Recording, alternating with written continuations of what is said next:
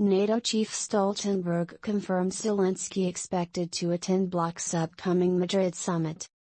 The NATO chief has indicated that Ukrainian President Zelenskyy will be expected to attend the NATO summit either in person or via video conferencing.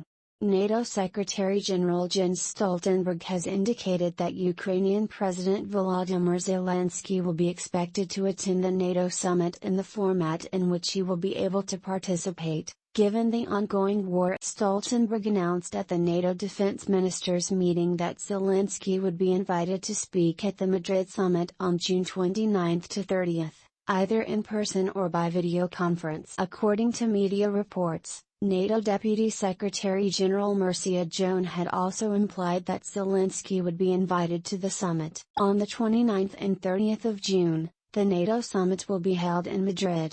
However, Dmytro Kuleba, Ukraine's Minister of Foreign Affairs, said that he does not expect favorable decisions for Ukraine. President Zelenskyy will be invited to the summit in Madrid. He will be invited to address the leaders when we meet at the end of the month. We will be happy to welcome him personally, and if this is not possible, in video format, Stoltenberg remarked. NATO defense ministers would be meeting for 2 days beginning June 15 to consider increasing weapons shipments to Ukraine as well as Sweden and Finland's applications to join the transatlantic military alliance. According to Secretary-General Jens, the meeting comes less than 2 weeks before a NATO leaders' summit in Madrid, with Kyiv pleading with the West to deliver more and heavier weapons to help stave off Russia's offensive in eastern Ukraine.